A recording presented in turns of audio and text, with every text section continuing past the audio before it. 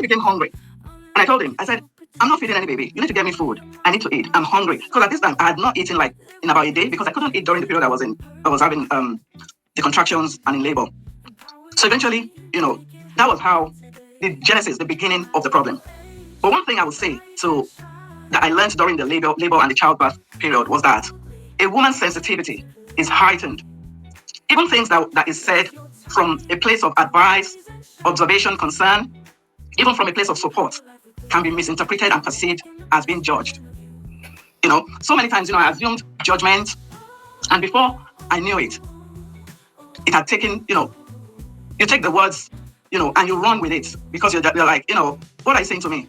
You don't understand what I'm going through. You don't understand what I'm feeling, So this led, so I wallowed in this, and this led to a place of sadness, depression, and I felt like I was an incompetent mom at the time.